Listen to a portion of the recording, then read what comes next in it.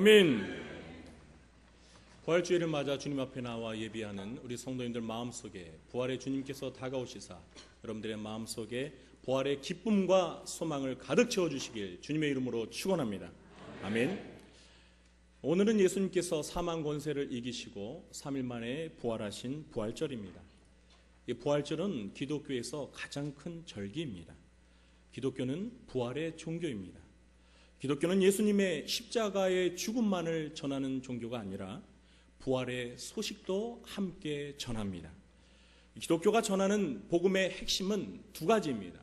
하나는 십자가의 죽음과 또 나머지 하나는 부활입니다. 이 십자가의 죽음과 부활이 바로 복음의 두 날개인 것입니다.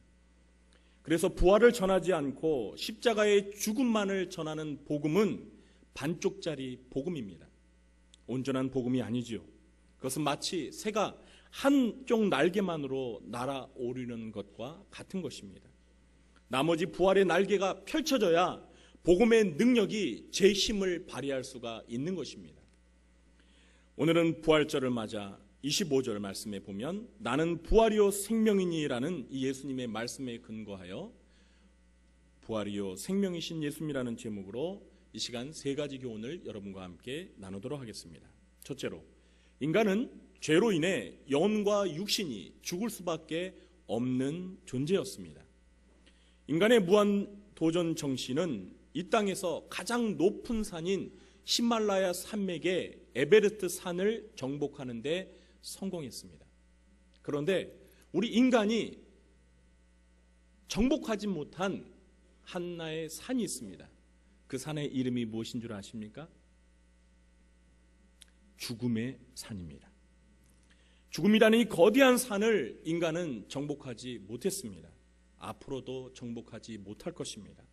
인간의 과학기술 문명과 현대의학이 첨단을 걷고 있어서 인간의 수명이 연장될 수는 있습니다. 그리고 머지않아 암도 정복할 날이 분명히 다가올 것입니다. 그러나 그렇다고 죽음까지 정복할 수는 없습니다. 여러분, 중국의 진나라 시황제가 영생 불사를 위해서 불놀초를 구했던 사실 잘 아시죠?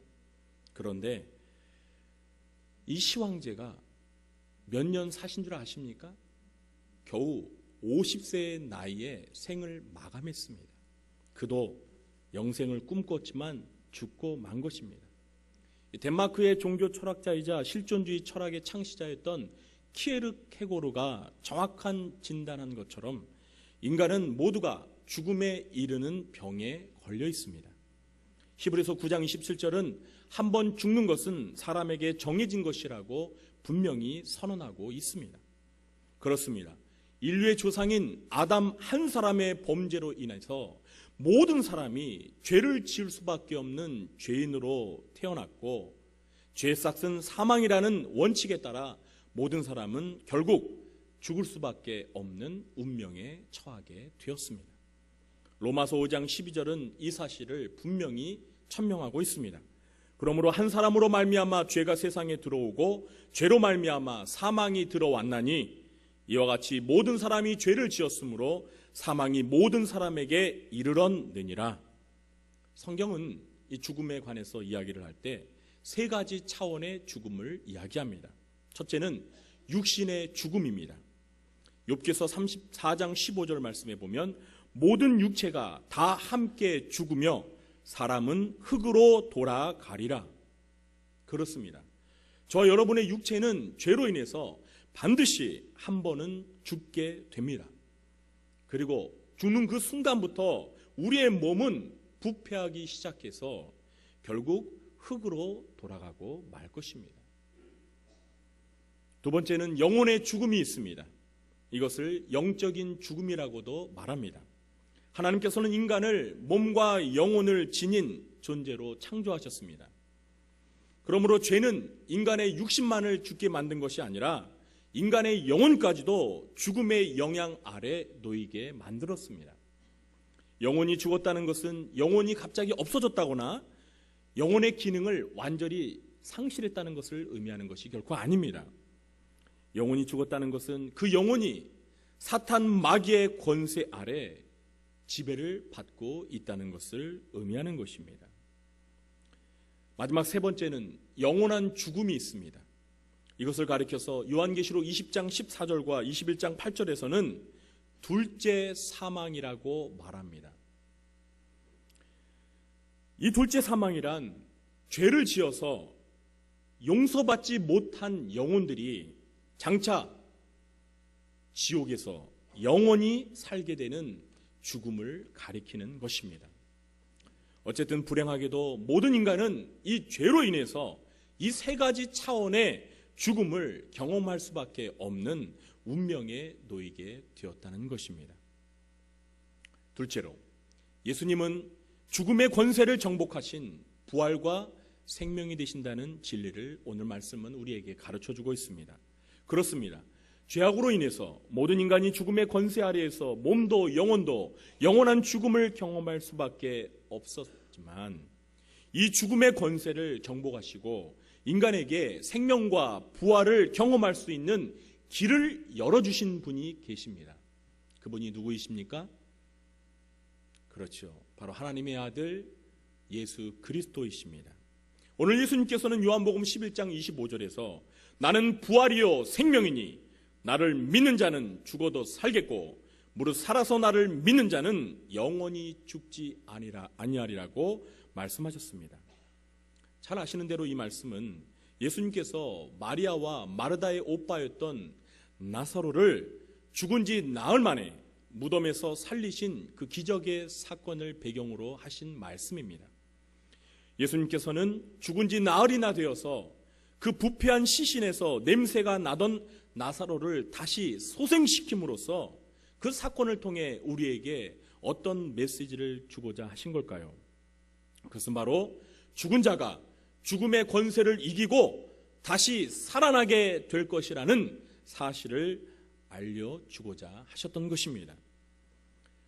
예수님께서는 죽었던 나사로를 다시 살리셔서 마르다가 24절에서 말한 대로 마지막 날 부활 때에 다시 살아날 것을 나사로의 소생 사건을 통해서 확인시켜 주고자 하셨던 것입니다.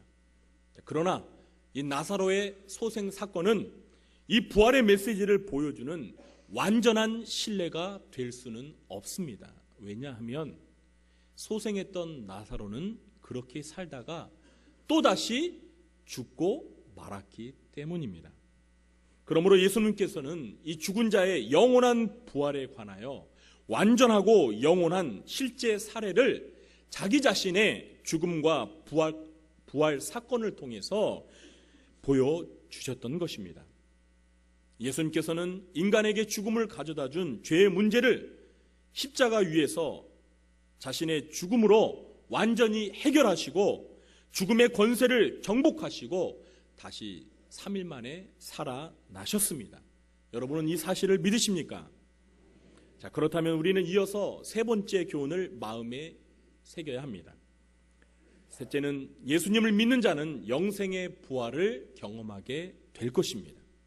오늘 예수님께서는 11장 25절에서 나는 부활이요 생명이니 나를 믿는 자는 죽어도 살겠고 무릇 살아서 나를 믿는 자는 영원히 죽지 아니하리니 이것을 네가 믿느냐? 이렇게 말씀하셨습니다. 예수님께서 여기에서 강조하는 단어는 바로 나를 믿는 자입니다. 예수님께서 부활이요 생명이심을 믿는 자는 예수님처럼 부활을 경험하게 될 것이고 영생을 경험하게 될 것이라는 것입니다. 예수님께서는 이 말씀을 하시고 이것을 네가 믿느냐? 이렇게 질문하고 계십니다. 그래서 저도 예수님처럼 여러분들에게 여쭈어보고 싶습니다. 정말 저와 여러분은 예수님께서 부활이요 생명이심을 확실히 믿으십니까? 아멘. 그러면 예수님의 말씀대로 예수님처럼 비록 육신의 죽음을 경험하게 되겠지만 죽어도 살게 될 것이고 영원한 죽음을 경험하지 않고 영생을 얻게 될 것입니다. 초대교회 당시에는 이 복음의 핵심인 죽은 자의 부활을 부정하는 사람들이 있었습니다. 그래서 사도 바울은 고린도전서 15장에서 그들을 향해서 부활의 진리를 재천명하면서 부활의 소망을 되새겨주고 있습니다. 고린도전서 15장 12절부터 14절 말씀입니다.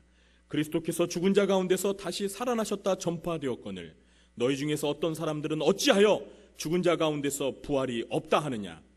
만일 죽은 자의 부활이 없으면 그리스도도 다시 살아나지 못하셨으리라. 그리스도께서 만일 다시 살아나지 못하셨으면 우리가 전파하는 것도 헛것이요 또 너희 믿음도 헛것이다.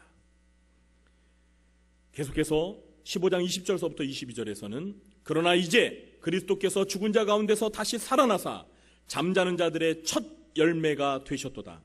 사망이 한 사람으로 말미암았으니 죽은 자의 부활도 한 사람으로 말미암는도다.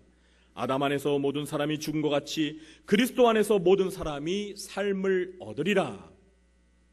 베드로 사도는 베드로전서 1장 3절에서 이 부활이 우리 믿는 자들의 산 소망이 된다라고 이렇게 말씀합니다. 우리 주 예수 그리스도의 아버지 하나님을 찬송하리로다. 그의 많으신 긍휼대로 예수 그리스도를 죽은 자 가운데서 부활하게 하심으로 말미암아 우리를 거듭나게 하사 산 소망이 있게 하시며. 사랑하는 성도 여러분, 저와 여러분은 하나님의 자녀로 거듭나셨습니까? 그러면 저와 여러분에게는 이 부활에 대한 산 소망이 있으십니까? 아멘. 사랑하는 성도 여러분, 우리는 하나님의 자녀가 되었고 이 땅을 사는 동안 하나님의 은혜와 사랑과 축복을 받으며 살고 있습니다. 저와 여러분은 행복하십니까? 아멘. 그런데 여러분의 최고의 날은 아직 이르지 않았다는 사실을 기억하시기 바랍니다. 우리 성도들의 영적인 최고의 전성기를 우리는 아직 경험한 것이 아닙니다. 그것은 우리가 저 영원한 천국에서 부활의 몸을 입고 살아갈 때 경험하게 될 것입니다.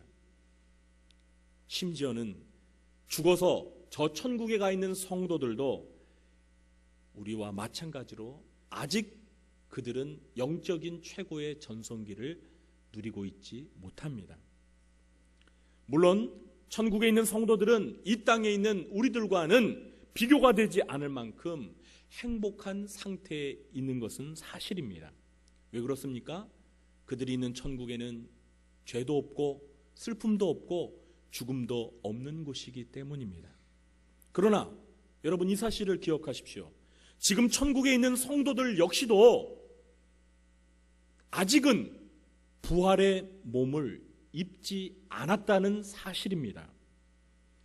그들이 부활의 몸을 경험하지 않았다는 사실은 이 땅에 있는 저와 여러분과 동일합니다. 다시 말해서 천국에 있는 성도들은 현재 몸을 가지고 있지 않은 영혼의 상태로만 존재하는 것입니다. 아직 그들에게는 부활한 자신의 몸과 영혼이 결합될 사건이 미래에 남아 있는 것입니다. 그 몸의 부활과 영혼이 함께 결합되는 사건이 언제 발생할까요? 우리 예수님이 다시 이 세상에 재림하실 때 일어납니다. 그런 의미에서 아직 우리 성도들의 최고의 전성기는 오지 않았다는 것입니다. 그러므로 이 땅에 있는 그리스도인들과 저 하늘에 있는 천국의 성도들 모두가 미래에 있을 몸의 부활에 대해서 큰 기대와 소망을 가지며 살아야 한다는 것입니다.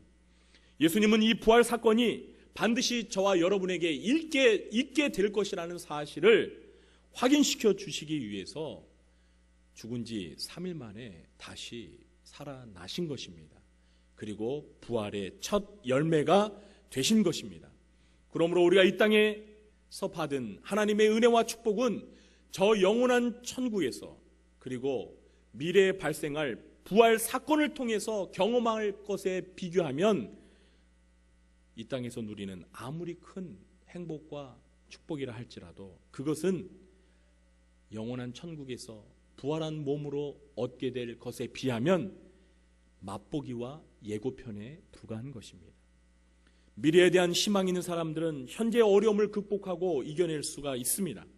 이 땅에서 우리가 겪는 삶의 고난과 어려운 문제들은 우리가 장차 저 영원한 천국에서 누리게 될 영광스러운 미래, 저와 여러분이 예수님처럼 부활한 몸을 입고 저 영원한 천국에서 하나님 아버지와 우리 예수님과 더불어 영원한 행복을 누리며 살게 될 그 미래에 비하면 이 땅에서 겪는 고통은 아무것도 아니라는 것입니다. 그 고통의 가장 극치가 되는 죽음마저도 부활의 영광에 비하면 아무것도 아닙니다. 그래서 사도 바울은 로마서 8장 8절에서 이렇게 말합니다. 생각하건대 현재의 고난은 장차 우리에게 나타날 영광과 비교할 수 없도다. 사랑하는 성도 여러분, 저와 여러분에게 허락하신 이 영광스러운 미래의 부활에 대하여 여러분은 기대가 되십니까? 부활에 대한 간절한 소망과 기쁨이 여러분 마음속에 있으십니까?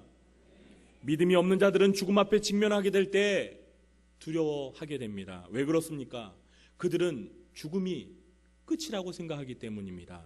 그러나 사실 죽음 이후에 지옥에서의 영원한 죽음이 그들을 기다리고 있다는 것을 안다면 불신자들에게 있어서 죽음의 사건은 정말 공포를 가져다주는 두려운 사건임에 틀림이 없습니다. 그러나 저와 여러분은 죽음 앞에서 두려워할 필요도 이유도 없습니다. 왜냐하면 죽음 이후에 저와 여러분에게는 천국이 기다리고 있기 때문입니다. 그리고 주님께서 재림하시는 날에 우리의 몸이 죽음의 권세에서 해방되어 예수님처럼 썩지 않을 영광스러운 부활의 몸으로 다시 살아날 사건이 저와 여러분을 기다리고 있기 때문입니다. 이 부활의 소망을 붙드시며 오늘 우리에게 부활이 되시고 생명이 되신 주님께 감사하면서 이 땅을 사는 동안 예수님처럼 죽음의 권세를 이기고 승리하는 삶을 살아가시는 저와 여러분 되시기를 주님의 이름으로 축원합니다. 기도하겠습니다. 죄로 인해서 죽음의 권세에 허덕였던 저희들을 불쌍히 여기시사 이 땅에 오시어 저희들의 죄를 대속하기 위하여 십자가에 못 박혀 죽으시고 3일 만에 부활하신 주님께 감사와 찬송과 영광을 올려드립니다. 이제 주님을 믿는 자마다 주님처럼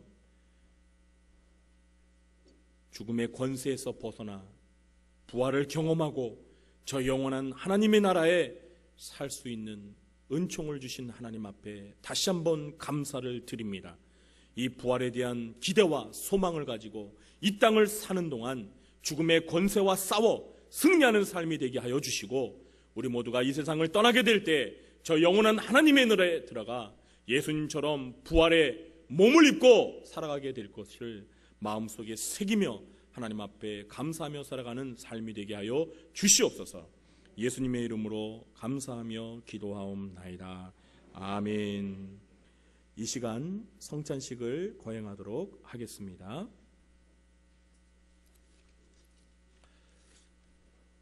성찬식은 우리 주님께서